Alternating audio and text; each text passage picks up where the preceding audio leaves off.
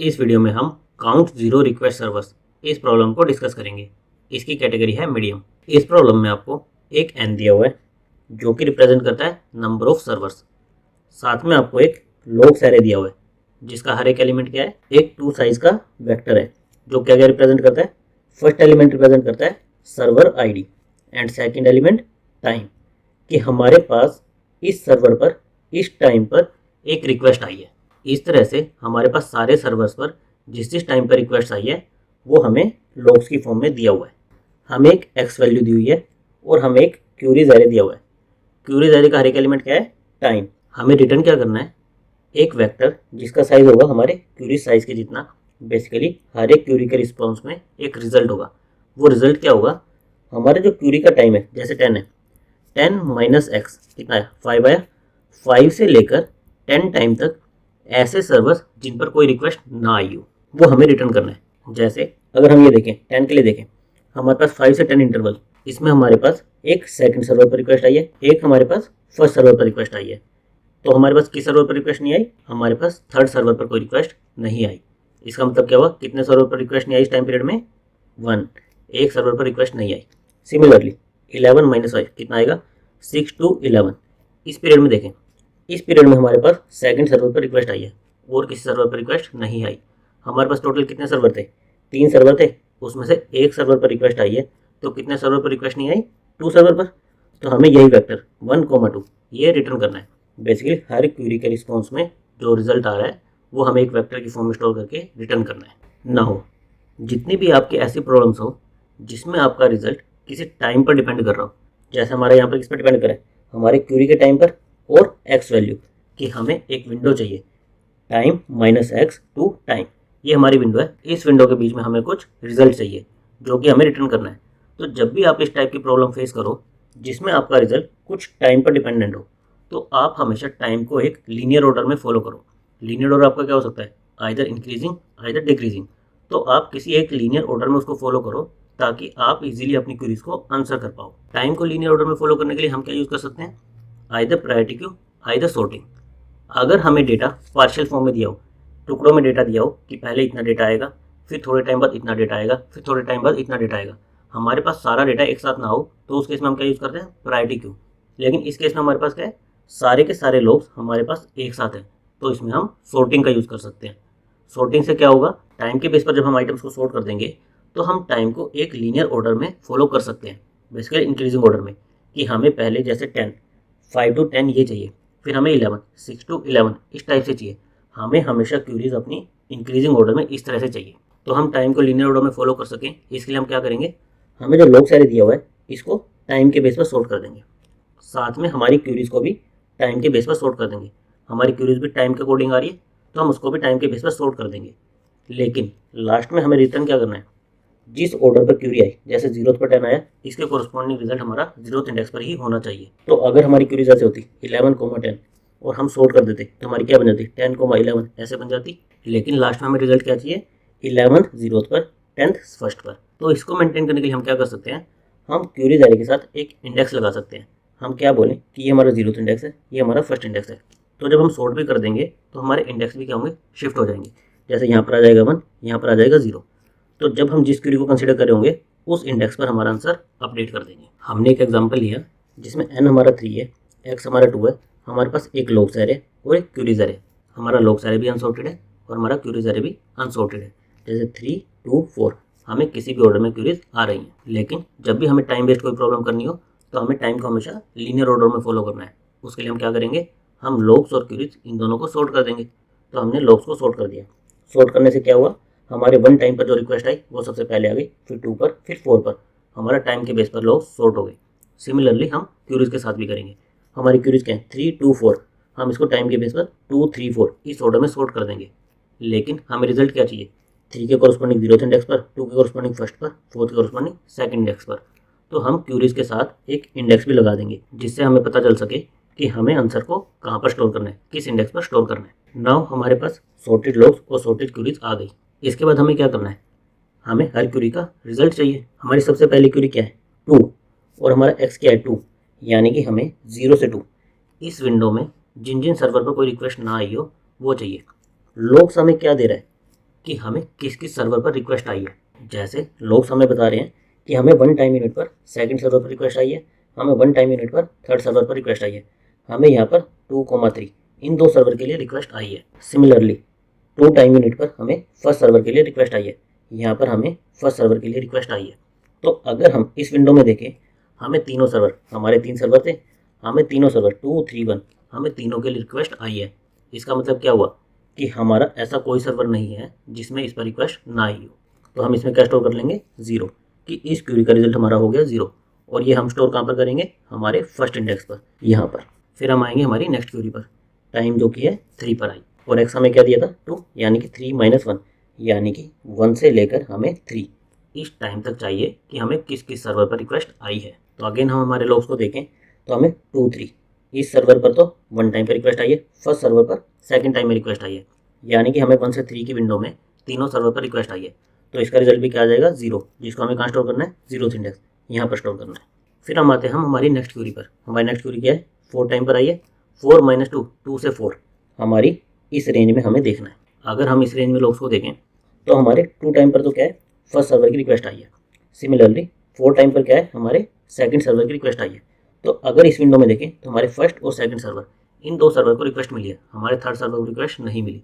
तो इसका मतलब क्या हुआ, एक सर्वर ऐसा है जिसको इस पीरियड में कोई रिक्वेस्ट नहीं आई, तो वो हमें स्टोर करना है। और कहाँ पर स्टोर करना है, हमारे सेकंड इंडेक्स पर, यहाँ पर हम 1 स्टोर कर देंगे।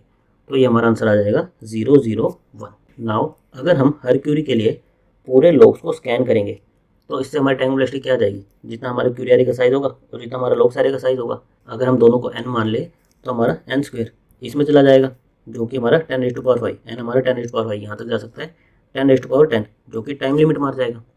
तो हम इसको बेटर कैसे कर सकते हैं, इसके लिए आप नोट करो, जब मैंने 0 से 2 इस क्यूरी के लिए अपना रिजल्ट कैलकुलेट किया तो उस टाइम पर मैं इस लॉग को स्कैन कर चुका हूँ और मैं इनका रिजल्ट भी यहाँ पर स्टोर कर चुका हूँ। फिर जब मुझे नेक्स्ट विंडो 1 से 3 इस विंडो के लिए रिजल्ट चाहिए, तो इस विंडो में मेरी जो ये 1 से 2 की विंडो है, इस विंडो में तो मेरा कॉमन ही रहेगा, जो मैंने पहले रिजल्ट कैलकुलेट किया उतना तो कॉमन ही रहेगा।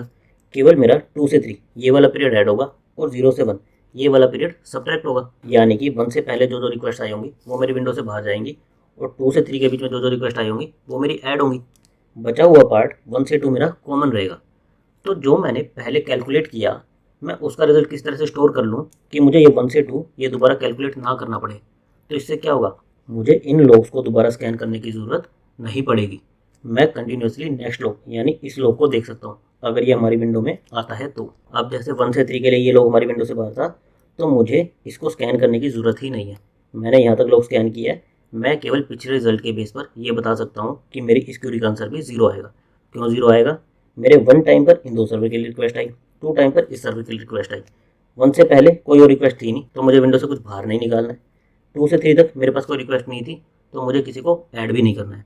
तो मेरा रिजल्ट सेम ही आएगा जो मेरी पिछली क्यूरी का था, यानी कि 0। जब मैं नेक्स्ट क्यूरी पर आऊँगा 4 - 2 यानी कि मेरी रेंज क्या होगी 2 से 4। अगर इसमें आप देखो तो मेरा 1 से 2 ये वाला पार्ट बाहर जाएगा, 2 से पहले वाला पार्ट बाहर जाएगा, 3 से 4 ये वाला पार्ट ऐड होगा। एडिशन में क्या होगा, मेरा ये वाला लॉग स्कैन होगा।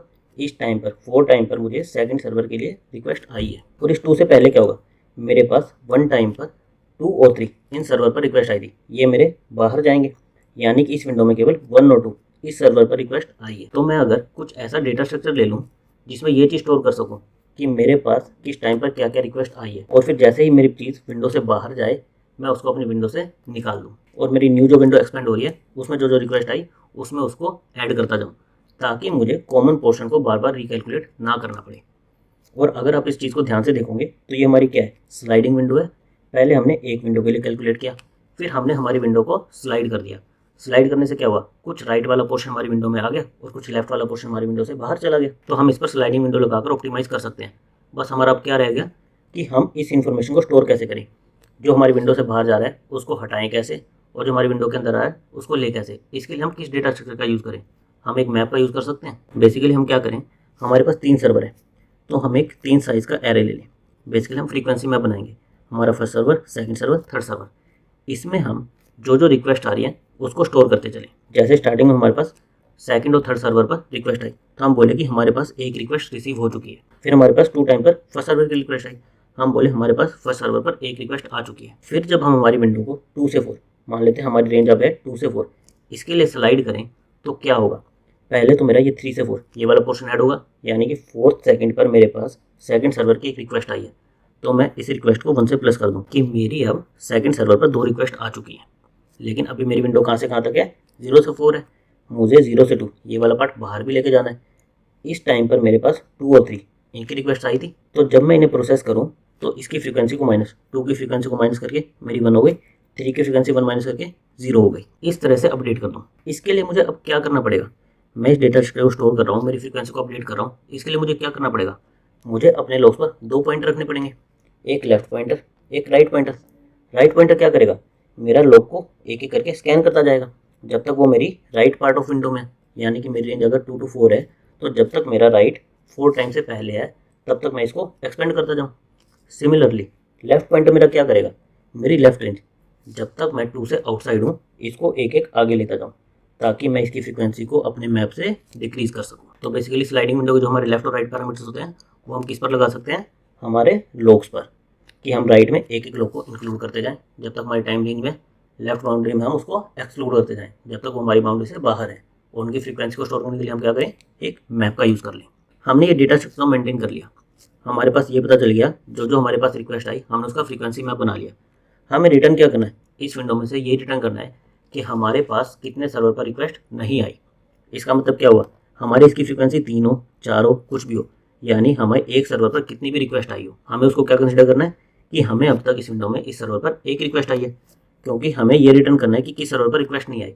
तो हमें फर्स्ट सेकंड इन सर्वर पर मान लो एक रिक्वेस्ट आए चाहे 10 रिक्वेस्ट आए, हमें फ़र्क नहीं पड़ता, हम ये कहेंगे कि इन पर रिक्वेस्ट आई है, केवल किस पर रिक्वेस्ट नहीं आई, थर्ड सर्वर पर, हमारे केवल एक सर्वर पर रिक्वेस्ट नहीं आई, बाकी 2 सर्वर पर रिक्वेस्ट आई है। तो इसके लिए हम क्या कर सकते हैं, हम बेसिकली एक वेरिएबल मेंटेन करके चल सकते हैं कि हमारे पास कितने सर्वर पर रिक्वेस्ट आई है। जब भी हमारे किसी सर्वर की फ्रीक्वेंसी 0 से 1 हो, इसका मतलब क्या हुआ कि वो सर्वर फर्स्ट टाइम एक्सेस हुआ है, तो हम उसको प्लस प्लस कर दें। जब भी हमारे किसी सर्वर की फ्रीक्वेंसी 1 से 0 हो, इसका मतलब क्या हुआ कि अब इस सर्वर पर कोई रिक्वेस्ट नहीं आई है इस विंडो में, यानी कि हम सर्वर एक्सेस को माइनस माइनस कर दें। इस वेरिएबल की हेल्प से हम ये मेंटेन करके चल सकते हैं कि हमारे कितने सर्वर पर इस विंडो में रिक्वेस्ट आई है, और लास्ट में हम n हमारे टोटल सर्वर थे इसमें से ये काउंट घटा देंगे तो हमें क्या मिल जाएगा, इस विंडो में ऐसे सर्वर जिन पर कोई रिक्वेस्ट नहीं आई है। ये पार्ट दिखने में थोड़ा सा कॉम्प्लिकेटेड लग रहा है लेकिन कोड में ये उतना ही सिंपल है, तो इसको हम एक बार कोड की हेल्प से देख लेते हैं। कोड में हमें एक n दिया था, नंबर ऑफ सर्वर्स, लॉग्स दिया था, हमें x दिया था और क्यूरीज एरे दिया था। हमें सबसे पहले क्या करना था, लॉग्स और क्यूरीज एरे को टाइम के बेस पर सॉर्ट करना था, लेकिन उससे पहले हमें क्यूरीज को एक इंडेक्स से मैप करना था ताकि हम आंसर में सही इंडेक्स पर अपने रिजल्ट को स्टोर कर सकें। तो हमने क्या किया, एक वेक्टर लिया जिसका हर एक एलिमेंट क्या है, pair of int comma int, basically queries of time और इंडेक्स, ये हमने एक वेक्टर ले लिया, इसमें हमारे क्यूरीज को इंडेक्स के साथ मैप कर दिया। फिर हम इसको सॉर्ट कर देंगे, सॉर्ट किसके बेसिस पर करेंगे, हमारे क्यूरीज के टाइम के बेस पर। सिमिलरली हम लॉग्स को भी सॉर्ट कर देंगे, किसके बेसिस पर, हमारे टाइम के बेसिस पर। उसके बाद हमें क्या करना था, हमें हमारे लॉग्स पर स्लाइडिंग विंडो लगानी थी और हर एक क्यूरी का आंसर स्टोर करना था। तो हमने आंसर को स्टोर करने के लिए हमारा एक आंसर वेक्टर ले लिया, किसके साइज का, हमारे जो क्यूरीज का साइज था उसके साइज का। साथ में हमें एक फ्रीक्वेंसी मैप बनाना था, हर एक सर्वर पर हमारे पास कितनी रिक्वेस्ट आई है उसके लिए हमने एक मैप ले लिया।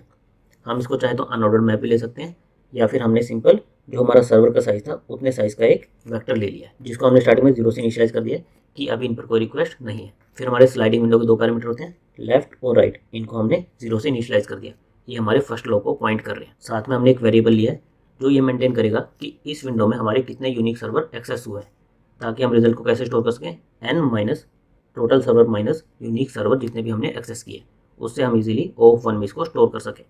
तो हमने एक वेरिएबल ले लिया। फिर हमें हर एक क्यूरी के कॉरस्पॉन्डिंग रिजल्ट स्टोर करना था, तो हमने हर एक क्यूरी पर लूप लगाया। हमने हर एक क्यूरी को उसका इंडेक्स से एसोसिएट कर दिया था, तो फर्स्ट एलिमेंट उसका क्या देगा, हमें टाइम, और सेकंड एलिमेंट क्या देगा, इंडेक्स। स्लाइडिंग विंडो में हम क्या करते हैं, पहले हम राइट बाउंड्री को एक्सपेंड करते हैं, फिर हम लेफ्ट बाउंड्री को श्रिंक करते हैं ताकि हमें अप्रोप्रिएट विंडो मिल जाए। तो पहले हम राइट बाउंड्री को एक्सपेंड करेंगे। कब तक एक्सपेंड करना है, जब तक हमारे लॉग खत्म नहीं हो जाते या फिर हमारा जो टाइम है वो हमारी राइट बाउंड्री से बाहर नहीं चला जाता। तो अभी अगर हमारे लॉग खत्म नहीं हुए और लॉग में जो हमारा टाइम है हमारी क्यूरी के टाइम से छोटा है, तो हमें क्या करना है, हमें जो सर्वर एक्सेस हुआ है उसकी फ्रीक्वेंसी को अपडेट करना है। हमें सर्वर कैसे मिलेगा, हमारे लॉग्स में जहाँ पर भी राइट पॉइंट कर रहा होगा उस लॉग का 0th एलिमेंट हमें क्या देगा, सर्वर की आईडी। हम उस सर्वर की फ्रीक्वेंसी को प्लस प्लस कर देंगे, 1 से बढ़ा देंगे, और हमारी राइट बाउंड्री को शिफ्ट कर देंगे। लेकिन ये बढ़ाने से पहले हमने डिस्कस किया था, जब भी हमारी फ्रीक्वेंसी 0 से 1 चेंज होगी, इसका मतलब क्या हुआ कि हमारा एक नया सर्वर एक्सेस हुआ है। तो हम इस वेरिएबल को अपडेट कर देंगे। कब अपडेट करेंगे? जब हमारी फ्रीक्वेंसी 0 से 1 में चेंज होगी। हमारी फ्रीक्वेंसी थी 0, हमने यहाँ पर 1 में चेंज करी, तो उस टाइम पर हम इसे प्लस प्लस कर देंगे। इस लूप से हमारी राइट बाउंड्री प्रॉपरली एक्सपेंड हो जाएगी। उसके बाद हमें क्या करना है? हमें लेफ्ट बाउंड्री को श्रिंक करना है। लेफ्ट बाउंड्री को श्रिंक करने का लॉजिक भी सेम रहेगा। जब तक हमारे लॉग्स लेफ्ट हैं और जो हमारा टाइम है वो हमारी रेंज में, यानी कि टाइम माइनस एक्स, इससे पहले वो वाला पार्ट हमारा विंडो के बाहर जाएगा। तो जब तक हमारे लॉग्स का टाइम इससे पहले है, तब तक हमें क्या करना है? श्रिंक करना है। श्रिंक करने के लिए हम क्या करेंगे? हम फ्रीक्वेंसी को माइनस माइनस कर देंगे और लेफ्ट बाउंड्री को प्लस प्लस कर देंगे। लेकिन हमने डिस्कस किया था, जब भी हमारी फ्रीक्वेंसी 1 से 0 में चेंज होगी, इसका मतलब क्या है कि अब हम इस सर्वर को इस टाइम विंडो में एक्सेस नहीं कर रहे हैं। तो हमें क्या करना है? यूनिक सर्वर एक्सेस, इस वेरिएबल को माइनस माइनस करना है। जब भी हमारी फ्रीक्वेंसी 1 थी और यहाँ पर माइनस माइनस होकर 0 होगी, जब भी ये चेंज आएगा हम इसको माइनस माइनस कर देंगे। ये मेंटेन करने के लिए कि इस टाइम विंडो में हमारे कितने सर्वर एक्सेस हुए हैं। नाउ हमें रिटर्न क्या करना था? जितने सर्वर एक्सेस नहीं हुए हैं, टोटल सर्वर हमारे n थे, इतने सर्वर हमारे एक्सेस हुए हैं, तो n माइनस जो सर्वर एक्सेस हुए हैं वो हमारे क्या हो गए? ऐसे सर्वर जो कि इस विंडो में एक्सेस नहीं हुए हैं। उसको हम कहाँ पर स्टोर कर लेंगे? हमारे इंडेक्स पर। जो क्यूरीज के साथ हमने इंडेक्स एसोसिएट किया था, उस इंडेक्स पर हम इस आंसर को स्टोर कर लेंगे। लास्ट में हम इसे रिटर्न कर देंगे। इसकी हमारी टाइम कॉम्प्लेक्सिटी क्या होगी? पहले हमने लॉग सारे को सॉर्ट किया। हम अगर n साइज का लॉग मान ले तो n log n उसकी टाइम कॉम्प्लेक्सिटी आएगी। क्यू साइज का हम क्यूरीज सारे मान ले तो हमारी क्यू log ऑफ क्यू इसकी टाइम कॉम्प्लेक्सिटी आएगी, क्योंकि हम क्यूरीज सारे को भी सॉर्ट कर रहे हैं। उसके बाद हम क्या करें? स्लाइडिंग विंडो लगा रहे हैं। स्लाइडिंग विंडो की हमारी टाइम कॉम्प्लेक्सिटी क्या होती है? ओ ऑफ n। हम लॉग सारे को स्कैन करेंगे। एक बार राइट बाउंड्री 0 से n तक जाएगी, एक बार लेफ्ट बाउंड्री 0 से n तक जाएगी। टोटल हम 2n चलेंगे तो हमारी टाइम कॉम्प्लेक्सिटी कितनी आएगी? O of n। तो ओवरऑल हमारी टाइम कॉम्प्लेक्सिटी क्या आएगी? O of n log n plus Q log Q, हमारे लॉग्स और क्यूरीज एरे को सॉर्ट करने की टाइम कॉम्प्लेक्सिटी। और हमारी स्पेस कॉम्प्लेक्सिटी क्या लगी? हमने क्यूरीज एरे के साथ इंडेक्स एसोसिएट करने के लिए एक न्यू वेक्टर लिया था, तो ऑफ क्यू तो हमें वहाँ से लगेगी। साथ में हमने क्या लिया था? एक मैप लिया था जिसका साइज कितना होगा? जितने हमारे नंबर ऑफ सर्वर्स होंगे। अगर n हमारे नंबर ऑफ सर्वर्स हैं तो ऑफ क्यू प्लस n, इतनी हमारी स्पेस कॉम्प्लेक्सिटी आ जाएगी। यहाँ पर नोट करिए, स्पेस कॉम्प्लेक्सिटी में n मैं डिनोट कर रहा हूँ नंबर ऑफ सर्वर्स से, और टाइम कॉम्प्लेक्सिटी में n डिनोट कर रहा हूँ मेरे लॉग्स का साइज से। तो यहाँ पर नोमेनक्लेचर थोड़ा सा गड़बड़ है, पर यहाँ पर समझिए कि टाइम कॉम्प्लेक्सिटी में मेरी किसकी टाइम कॉम्प्लेक्सिटी लगेगी? लॉग्स को सॉर्ट करने की।